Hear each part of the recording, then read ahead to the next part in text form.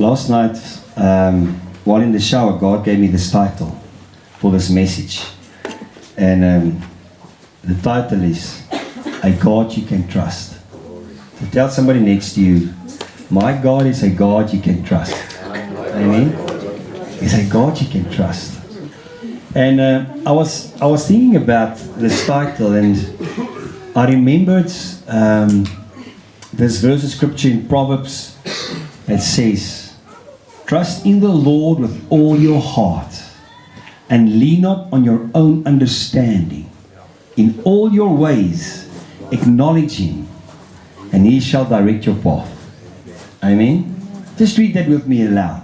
Trust in the Lord with all your heart and lean not on your own understanding. In all your ways acknowledge Him, and He shall direct your path. I remember I was invited to preach at a conference in Stoffberg. Nou, gebeur nie baie in goeders in Stoffberg. I remember I preached in Stoffberg at a conference at Cephas. And that friend of mine, who I didn't know at that stage, who arranged this whole conference, did a lot of planning, and man, there was bands, so the best of the best bands and preachers, but the weather was horrible. And I remember that night that I had to preach, I was in one of the, as a ski, like a barn. And it was raining outside, it was cold, and I preached on the goodness of the Lord. And I think I preached on God that passed over the house because of the blood. And I remember there was a guy in his maybe close end 50s, early 60s, sitting in the crowd, and he looked at me funny all the time I was preaching. Have you noticed, if you haven't preached, to know that? People look at you funny while you preach. And I remember when I closed the service, he came out and he walked straight up to me. And he extended his hand and he said, thank you for sharing this word. I can now, for the first time in 3 years, trust God again. I will never forget that. I was shocked. I said, why? He said, my child died. My child died, and I was told that God gives and God takes away. And I thought, Lord, I will respect you. I will serve you. I will stay committed to you. But I will never trust you again. Because a God that can take my child, how can I trust Him? How can I trust Him? And God is falsely accused in the circles of religion. And there's reasons that why people don't trust God. And I will never ever, as long as I live, forget that man said, for the first time in 3 years, I can trust God again. Imagine him going to church every Sunday, and with this pain in his heart of losing his child, and knowing that it's actually you that took my child from me. And throughout the years in ministry, even before I was in grace, even before God opened righteousness to me, I realized that people don't trust God. Yeah. And we might sit here this morning and say we do trust Him, but do you really, really trust God? You really know that He's a God that you can depend on. You can trust on Him to come through for you. Can you really trust Him? There's times that we pray, and there's reasons why people don't trust God. There's one of the reasons people don't trust God is because they pray and then they don't get an answer. If somebody is seriously sick and you pray for their recovery and they're not healed and that person passes away, then you think to yourself, how can I trust God? If I ask God to heal my family member and they pass away. I remember one day a young man in Palabora came to me. He had a hoodie on, and he pulled the hoodie off, and he stretched out his hand. He said, I will never trust God. Why? He said, God killed my dad. So what happened? He said, my dad had cancer. And I prayed that God should heal my dad. And I promised God that if He healed my dad, I would stay committed and faithful to Him all my life.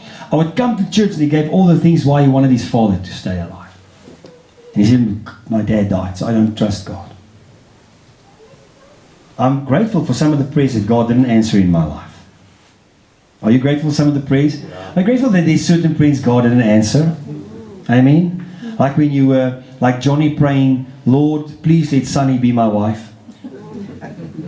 Lord, please, I want Sunny to be my... Lord, let Sunny fall in love with me. And then God would whisper in your ear, when was the last time you looked in the mirror?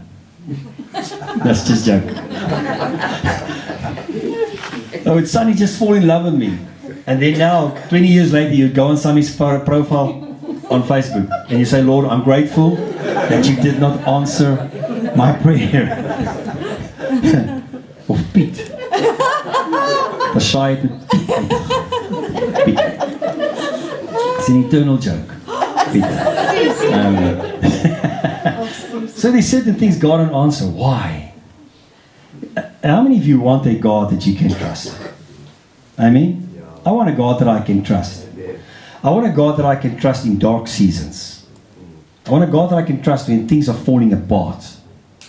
I want a God that I can trust when I sense in my heart it is the right move for us to move to this, to Mpumalanga, out of Limpopo, out of having an established church and a nice venue and living in a nice house and in a comfortable place.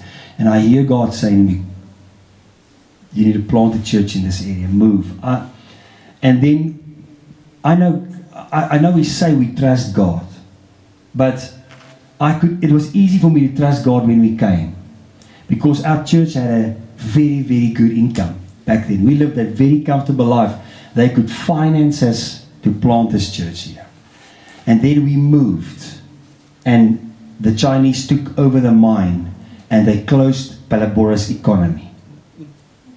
And our income went from up there where there's more than enough money in the bank to down there where we had to live on a stoop for a year. And then people come and say, but did you really hear God's voice? Het jy God se stem gehoor? You're out of God's will. I need to have a God who I can trust. Even when things don't work out the way I expected to work out. Amen? Yeah. Can you really still trust God in a dark place? Can you? There's a lot of things, a lot of reasons outside in the church. One of the reasons I want to share with you that people don't trust God is the polluted doctrine that was preached about God. Yeah. When I started ministry, the year before I met Tashai, I mean, she grew up on a farm, and the hippopotamus would eat the plants outside the house. They would take their dogs in and lock them up, otherwise the lions would eat the dogs at night. So she lived on the Tabaron's prime property, bordering Kruger National Park, elephants, lions, the whole duty. That's the life she lived. I was raised in the concrete jungle. And then when God called me to ministry, I had no idea that I would meet my wife in Palabora. And then when we saw each other, sy was die typische tik of the pastoorsvrou. If you're going to ministry, you're looking for a pastoorsvrou, because you're going to be a pastoor. Sy moet kan oral speel. Ja. You know, I'm grateful that we haven't got an oral list. Want daai list in die oral. Hy het goed gaan lekker saam. But that's internal joke. But I remember when I fell in love with her, had I trust God's voice when I was told, she's not the one for you. When my peers, ministers, the people that I submitted under told me that she's not your wife and she's going to destroy your ministry, I had to trust God's voice. I needed a God that I can trust. Amen.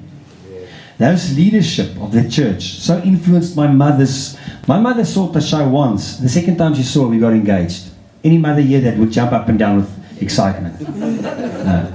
Stap sy met haar 45 kilogram lyfie kilo, haar lang blonde hare op haar boude aan, en haar bosklere, en haar seun in sy soet. Man? Luckily, you couldn't play the oral because there were things oral-less. And sorry, I can explain that in English. That's just Afrikaans that makes sense. Yeah. But I remember when we wanted to get engaged, how I needed to trust God.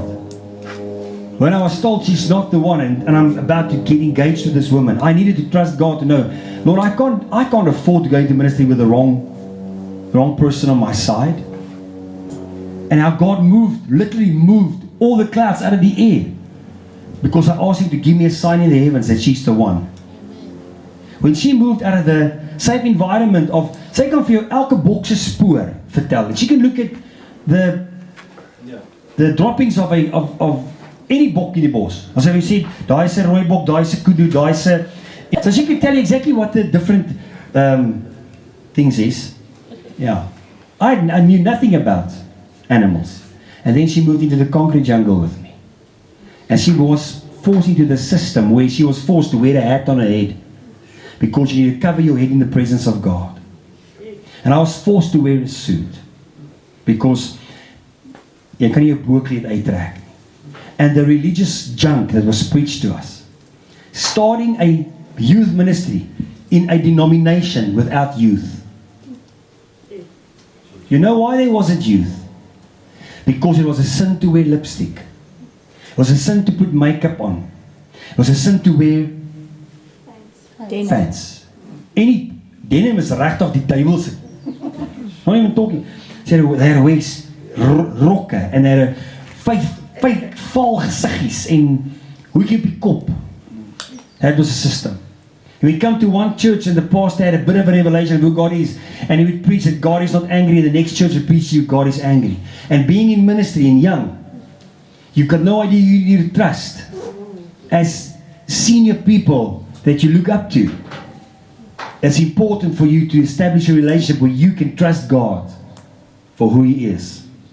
So the reason why a lot of people don't trust God is simply because the God that was portrayed to them from a pulpit, even happening today in the earth.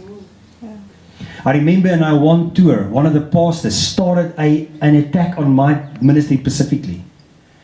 And the group that was with me. My brother had a group, 23 kids in his group, I had a group 25. We toured two different areas. Everybody wanted George in his group. Nobody wanted Danie and his rebels. Yeah. We'd come to a pastor and we'd stop there and say vir my, wat maak jy hier? Sê ek, I don't know, the head of ascenders here. Ek soek jou nie hier nie. Ek soek jou boetie se groep hier so. Well, pastor, sorry, I'm not in charge of that. And then they would put you into a place to sleep, and then they would bombard you and try to keep you away from the outside world because they don't want you to portray this image that who you are to the world outside. It might influence who they believe God wants in church. Telling you that. Minister outside a nightclub. We'd go to a nightclub, stand outside the door, start preaching to young people about Jesus.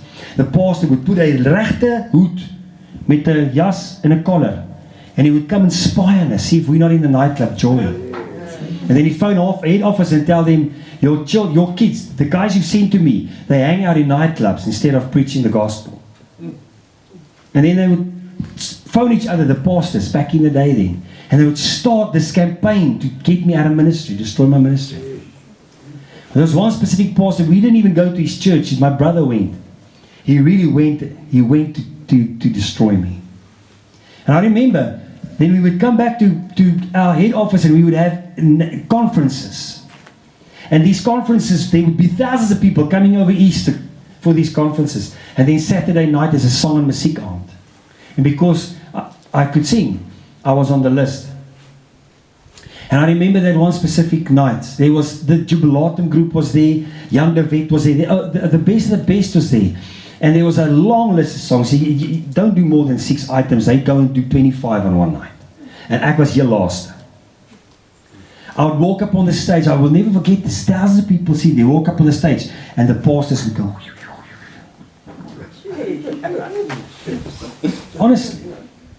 Sit there and think, you know what, Lord, why should I sing in this place?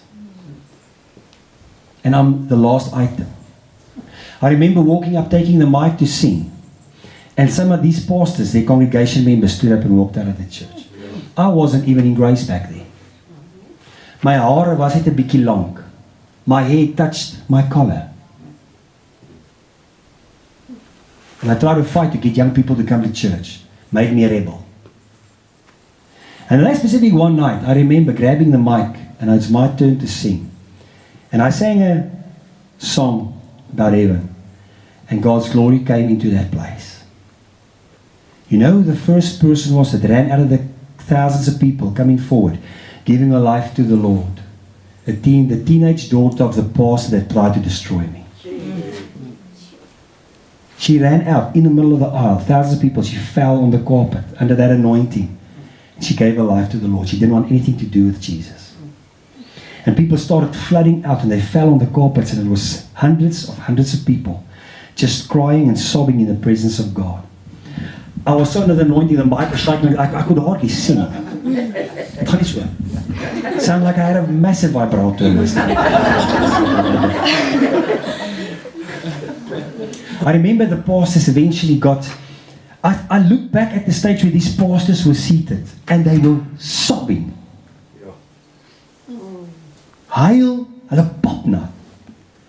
They ushered the children into the prayer room that was as big, honestly, as big as this area, the prayer room. Yeah. The floor was covered with young people, lying and crying in the presence of God.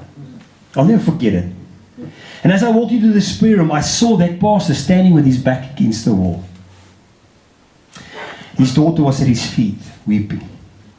And he had his arms folded like that, and the tears were running down his face. And he looked up and he saw me in the corner, and he asked me to come to him. I literally climbed over the kids. Oh, young man, 24 years old.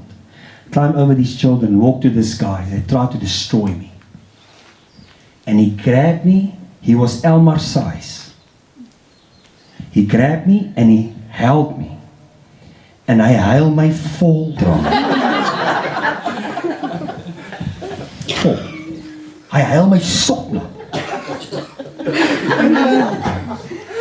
My own mother has never kissed me like that guy kissed me that night.